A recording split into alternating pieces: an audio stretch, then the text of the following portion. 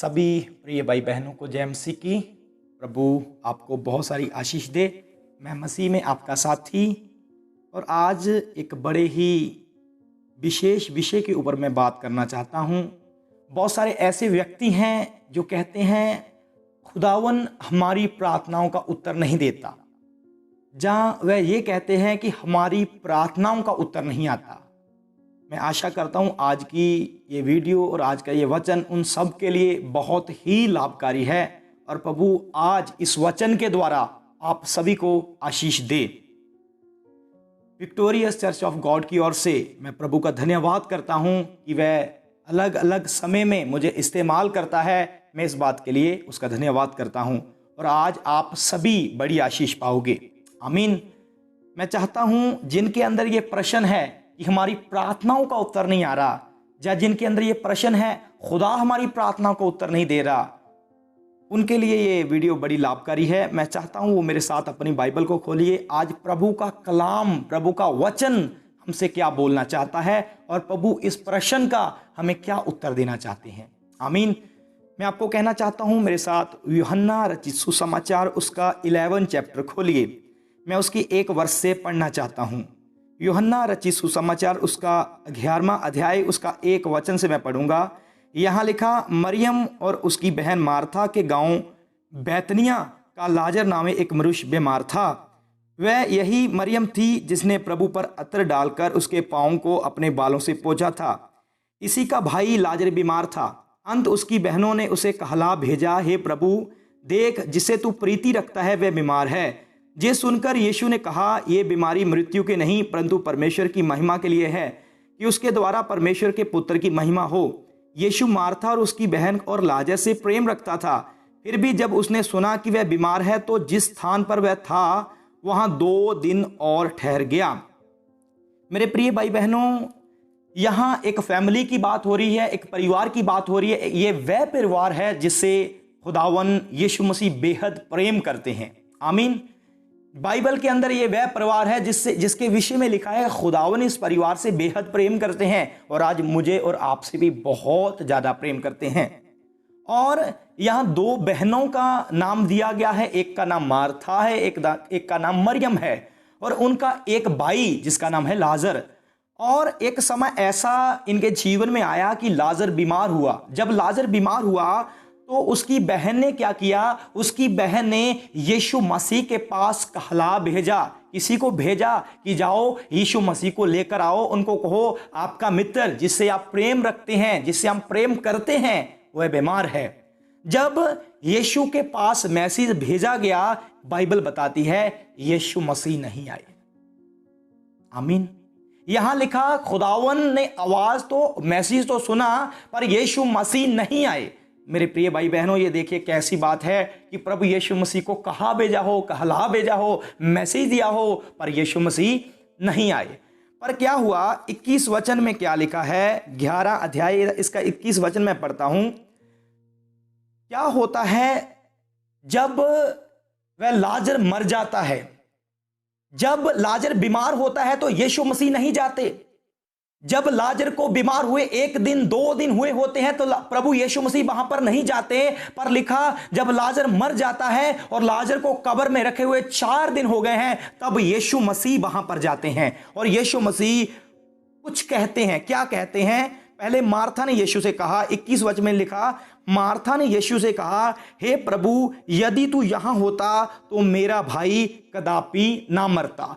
मेरे प्रिय भाई बहनों, मैं यीशु के सामर्थी नाम से आपको कहना चाहता हूं, मार्था ने जब जीसस क्राइस्ट को मैसेज भेजा कि तुम्हारा मित्र जिससे आप प्रेम करते हैं वह बीमार है, आप आइए उनको चंगा कीजिए, और कलाम बताता है यीशु मसीह नहीं आए। आमीन। मेरे प्रिय भाई बहनों, यीशु मसीह नहीं आए। एक सोचने की बात है, क्यों नहीं आए खुदावन, यीशु मसीह नहीं आए। पर लिखा जब उनका मित्र मर चुका है, उसकी मृत्यु हो चुकी है, अब यहां पर लिखा उसको कब्र में रखे हुए 4 दिन हो चुके हैं, तब यीशु मसीह वहां जाते हैं और मार्था उनको कहती है, खुदावन यीशु मसीह, अगर आप यहां पर होते तो मेरा भाई ना मरता। मेरे प्रिय भाई बहनों, मैं आपको कहना चाहता हूं मार्था के इस वचन का अर्थ है, उसने खुदा को कहा, खुदावन आप लेट हो चुके हैं, अगर आप पहले आ जाते तो मेरा भाई ना मरता। मेरे प्रिय भाई बहनों, यीशु मसीह ने उसे कहा अगर तू अब भी ईमान करे तो खुदावन के बड़े काम को देखेगी। ये बात मार्था को नहीं समझ आई, पर लिखा जब उसको लाजर को कब्र में रखे हुए 4 दिन हो चुके थे, क्या हुआ? यीशु मसीह कब्रिस्तान में जाते हैं, यहां बहुत सारे यहूदी लोग खड़े होते हैं। तो यीशु मसीह क्या करते हैं? आप बहुत बार इस वचन को सुनते हैं। यीशु मसीह ने क्या किया? यीशु मसीह ने उस मुर्दा लाजर को जिंदा कर दिया। आमीन। और लिखा वहां के यहूदी लोग जो कब्रिस्तान में खड़े थे, उन्होंने इतने अचंभे काम को देखा, वे चकित रह गए। और मैं आपको कहना चाहता हूं यह बात केवल बैतनिया में नहीं फैली, यह बात आसपास के सब गांव में फैल गई कि यीशु मसीह ने 4 दिन के मुर्दा व्यक्ति को, जिसको 4 दिन हो गए थे कब्र में रखे हुए, उसको यीशु मसीह ने जिंदा किया। यह बात सब जगह पर, सब गांव में फैल गई। और मेरे प्रिय भाई बहनों, यीशु मसीह ने एक बड़ा मिराकल किया। मैं आपको कहना चाहता हूं, इस बात को समझने की कोशिश करिए। मैं आपको कहना चाहता हूं जब लाजर बीमार था, यीशु को मैसेज भेजा। बाइबल बताती यीशु नहीं आया। जब उसको बीमार हुए 1, 2 या 3 दिन हो चुके थे, वह नहीं आया। लिखा जब वह मर गया तब यीशु मसीह आ चुका। और जब यीशु मसीह आ चुका तो चाहे उसको कब्र में रखे हुए 4 दिन भी हो गए थे, यीशु मसीह ने 4 दिन के मुर्दा व्यक्ति को जिंदा किया। आमीन। आज आप में से बहुत सारे हैं जो कहते हैं खुदा हमारी प्रार्थना का उत्तर नहीं देता, मैं उनको कहना चाहता हूं मेरे प्रिय भाई बहनों, इस वचन के ऊपर मनन कीजिए। जब लाजर बीमार था, मार्था ने कहला भेजा, यीशु मसीह नहीं आए, क्योंकि यीशु मसीह अपनी रीति से अपने अनुसार एक बड़ा काम करना चाहते थे। मेरे भाई बहनों, अगर यीशु मसीह बीमार लाजर को चंगा करते तो यह बात नहीं फैलती और परमेश्वर की महिमा नहीं होती। यीशु मसीह ने 4 दिन के मुर्दा व्यक्ति को, जिसको 4 दिन हो चुके थे कब्र में रखे हुए, जब उसको जिंदा किया, तब सचमुच परमेश्वर की सत्य और बड़ी महिमा हुई। आमीन। जिनकी प्रार्थना आज तक नहीं सुनी गई, मैं उनको कहना चाहता हूं यीशु मसीह के सामर्थी नाम से, एक दिन मार्था की आवाज सुनी यीशु मसीह ने, पर यीशु नहीं आया। अगर आज आप प्रार्थना कर रहे हैं, आपका उत्तर नहीं आ रहा, मैं आपको कहना चाहता हूं यीशु मसीह के सामर्थी नाम से, मेरे प्रिय भाई बहनों, अगर आज आपकी प्रार्थना सुनी जा चुकी होती, हो सकता आज आपकी छोटी सी गवाही बनती, हो सकता केवल आपका पड़ोसी जानता आपके जीवन में काम हुआ है। मेरे भाई बहनों, अगर आपकी प्रार्थना का उत्तर लेट है तो मैं आपको कहना चाहता हूं एक अद्भुत गवाही है यीशु के नाम से। जब लाजर जो 4 दिन का मुर्दा था और कब्र में था, जब यीशु ने इसे जिंदा किया, लिखा केवल बैतनिया में नहीं, मैं ईमान करता हूं आसपास के सब गांव में यह बात फैल गई कि यीशु मसीह ने एक बड़ा मौजज़ात किया है। आमीन। यीशु मसीह ने एक बड़ा मौजज़ात किया है। आप में से बहुत हैं जो प्रार्थना लंबे समय से कर रहे हैं, उनकी प्रार्थना का उत्तर नहीं आता। मैं आपको कहना चाहता हूं God time is best time. परमेश्वर ने एक समय ठहराया हुआ है, वो समय आपके लिए आ चुका है। आमीन। वो समय आपके लिए आ चुका है। आप देखिए आपके जीवन में इतना बड़ा मिराकल होने जा रहा है, क्योंकि उस मिराकल की टेस्टिमनी केवल आपका पड़ोसी नहीं सुनेगा, आपका गांव नहीं सुनेगा, आपका डिस्ट्रिक्ट सुनने के लिए जा रहा है यीशु के सामर्थी नाम से। क्योंकि जब लाजर बीमार था, अगर तब यीशु आ जाता तो हो सकता पड़ोसी जानता, पर जब लाजर मर चुका था तब यीशु आया। तो मैं ईमान करता हूं केवल बैतनिया में नहीं, आसपास के सब गांव ने देखा कि यीशु मसीह 4 दिन के कब्र में रखे हुए व्यक्ति को भी जिंदा करने की सामर्थ्य रखता है। आमीन। मेरे प्रिय भाई बहनों, बने रहिए यीशु के सामर्थी शक्तिशाली नाम से। मार्था ने सोचा यीशु नहीं आया। एक दिन मार्था ने मैसेज भेजा और यीशु की बाट जो रही थी, पर यीशु नहीं आया, यीशु सचमुच नहीं आया। पर एक दिन उसने सोचा, उसने अपने भाई को, उस परिवार ने उस मरे हुए मृतक लाजर को कब्रिस्तान में रख दिया, कब्र में रख दिया। लिखा तब यीशु आ गया और यीशु ने आके मरे हुए मृतक को, जिसको 4 दिन हो चुके थे, उसको भी जिंदा किया। अगर आज तक आपकी प्रार्थना का उत्तर नहीं आया, इसका अर्थ एक ही है कि परमेश्वर आपकी जिंदगी में इतना अद्भुत काम करना चाहता है, जिसके द्वारा बहुत सारे लोग यीशु के ऊपर ईमान करने के लिए जा रहे हैं। आमीन। आमीन। बने रहिए मेरे प्रिय भाई बहनों।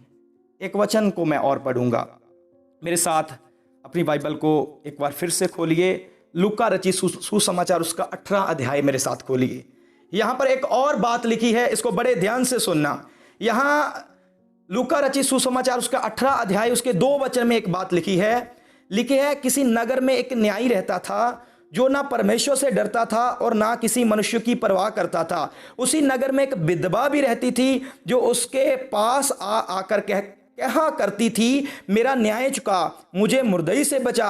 कुछ समय तक तो वह ना माना, परंतु अंत में मन में विचार कर कहा, यद्यपि मैं ना परमेश्वर से डरता और ना मनुष्यों की कुछ परवाह करता, तो भी मैं ये विधवा मुझे सताती रहती है, इसलिए मैं उसका न्याय चुकाऊंगा। कहीं ऐसा ना हो कि घड़ी घड़ी आकर अंत को मेरे नाक में दम करे। मेरे प्रिय भाई बहनों, ये वचन भी आपके लिए बहुत लाभकारी है। यहां एक बात लिखी है कि एक नगर था जिसमें एक न्यायाधीश रहता था।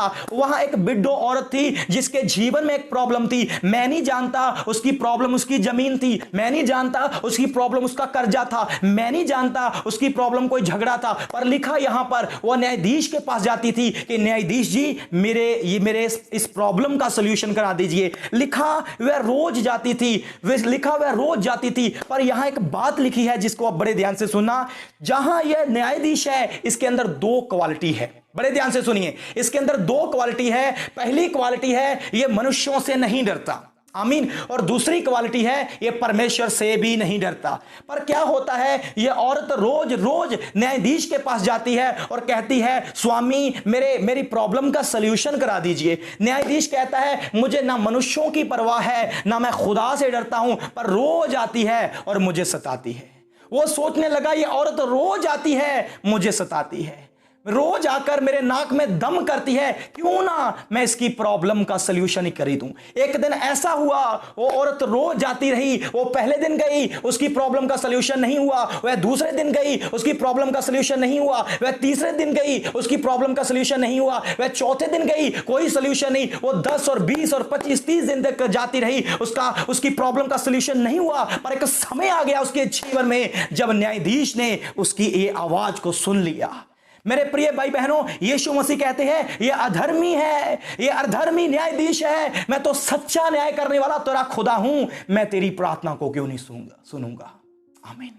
मैं तेरी प्रार्थनाओं को क्यों नहीं सुनूंगा। मेरे प्रिय भाई बहनों, जैसे ये औरत लगी रही, आज मैं आपको कहना चाहता हूं, आप कहते हैं मेरी प्रार्थनाओं का उत्तर नहीं आता, आप कहते हैं खुदा मेरी आवाज नहीं सुनता। मेरी बहन, अगर ये औरत पहले दिन जाती, दूसरे दिन जाती, तीसरे दिन जाती, चौथे दिन ना जाती, इसकी प्रॉब्लम का सलूशन कदापि नहीं हो सकता था। पर ये लगी रही, ये प्रतिदिन जाती रही। आप में बहुत सारे हैं जिन्होंने प्रार्थना करनी बंद कर दी है। आप में बहुत सारे हैं जिन्होंने प्रार्थना करनी बंद कर दी है। मैं उनको यीशु के नाम से कहना चाहता हूं, अगर आपकी प्रार्थना बंद हो चुकी है तो कैसे सॉल्यूशन होगा। आज मैं आपको कहना चाहता हूं, लगे रहिए। आमीन। लगे रहिए, मिराकल आपका इंतजार कर रहा है। लगे रहिए, एक बड़ी साक्षी आपके लिए बनने जा रही है। लगे रहिए, न्यायाधीश जो सच्चा न्यायाधीश है, उसके कान आपकी अरदास और आपकी विनती और आपकी प्रार्थना की ओर लग चुके हैं। वो आपकी प्रार्थना को सुनने के लिए जा रहा है यीशु मसीह के नाम से। आमीन। मेरे प्रिय भाई बहनों, आज साहस मत छोड़िए, लगे रहिए, क्योंकि आपका समय आ चुका है। आपकी प्रार्थना सुनी जाएगी, आपकी बेनती सुनी जाएगी, आपके लिए आसमान खुलेगा, आसमान से आपके लिए आवाज आएगी, बेटा जिस टॉपिक के लिए, जिस प्रॉब्लम के लिए तू लंबे समय से प्रार्थना कर रहा है, देख उसको मैंने सॉल्व कर दिया है। आमीन।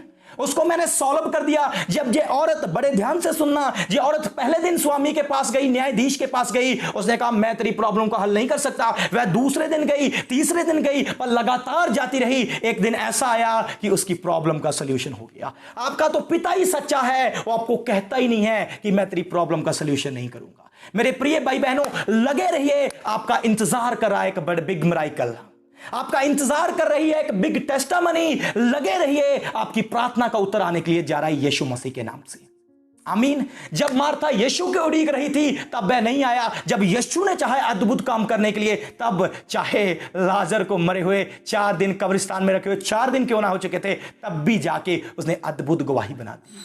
बहुत सारे ऐसे हैं जिनने कहा हमने बहुत ही प्रार्थना की, हमारी प्रभु ने नहीं सुनी, अब छोड़ चुके हैं वो प्रार्थना करने। वो अपने मन में ठान बैठे हैं मैं चंगा नहीं होऊंगा, अपने मन में ठान बैठे हैं मेरी बढ़ोतरी नहीं होगी, वो अपने मन में ठान रहते हैं हमारा कुछ नहीं होगा। मैं उनको कहना चाहता हूं आज भी तेरे लिए सब कुछ हो सकता है यीशु मसीह के नाम से। आमीन। आज भी तेरे लिए सब कुछ हो सकता है। साहस मत छोड़ दिए, साहस मत छोड़िए। इस वचन के लूका 18 अध्याय के अनुसार इस विधवा औरत की तरह लगे रहिए। आपके लिए एक अद्भुत गवाही इंतजार कर रही है यीशु मसीह के सामर्थी नाम से। आमीन। जो कहते हैं हमारी प्रार्थनाओं का उत्तर नहीं आता, मैं चाहता हूं इन वचनों के ऊपर मनन कीजिए। आपकी प्रार्थना का उत्तर जस्ट नाउ अभी आने के लिए जा रहा है यीशु मसीह के नाम से। आमीन।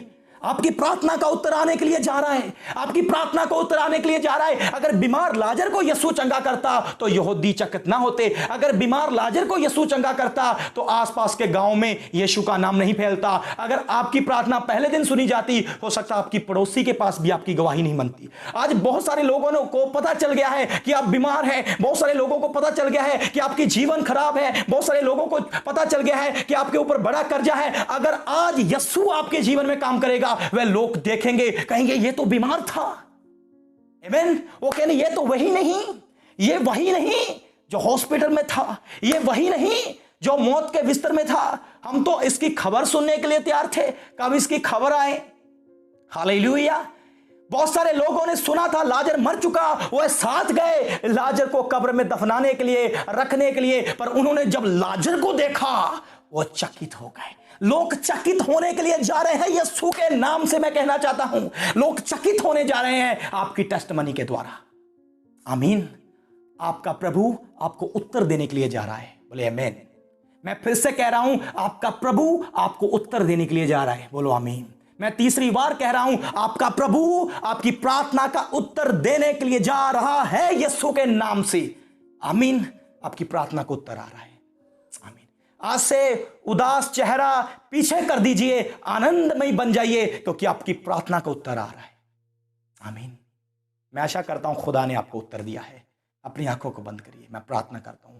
स्वर्गीय पिताजी, मैं धन्यवाद करता हूं जिन्होंने तेरा वचन सुना है प्रभु, जिनके अंदर तेरा वचन बोया गया है प्रभु। तेरा वचन एक सीड और बीज है प्रभु, ये फल लेकर आए, ये पैदा होने पाए यीशु के नाम से। और जिन्हों की प्रार्थना का भी उत्तर नहीं आया, जिन्हों की प्रार्थना का भी उत्तर नहीं आया प्रभु, ये इस वचन को सुनने के बाद दृढ़ हो जाएं, ईमान में बढ़ जाएं, विश्वास में बढ़ जाए, और उन्हों की प्रार्थना का उत्तर आ जाए यीशु के नाम से। ओ प्रभु, तेरी सामर्थ के साथ भर जाए, तेरी शक्ति के साथ भर जाए, तेरे जलाल के साथ भर जाए, तेरे अभिषेक के साथ भर जाए, तेरी सामर्थ के साथ भर जाए, और उन्हों की प्रार्थना का उत्तर आसमान के खुदा के पास से और उसकी उपस्थिति से इनके पास आने पाए, इनके पास आने पाए। और प्रभु, जिनके बहुत वर्ष हो गए हैं, प्रॉब्लम खड़ी है प्रभु, मैं प्रार्थना करता हूं यीशु के नाम से उनको उत्तर मिले, वह यीशु की साक्षी दें कि खुदावन ने हमारे लिए बड़े बड़े काम किए हैं, खुदावन ने हमारे लिए बड़े बड़े काम किए हैं, खुदावन ने हमारे लिए बड़े बड़े काम किए हैं। यीशुआ के नाम से मांगते हैं। आमीन। God bless you. प्रभु आपको बहुत सारी आशीष दे। फिर मिलते हैं आपको एक और नई वीडियो के साथ। जय मसीह की, जय मसीह की, जय मसीह की।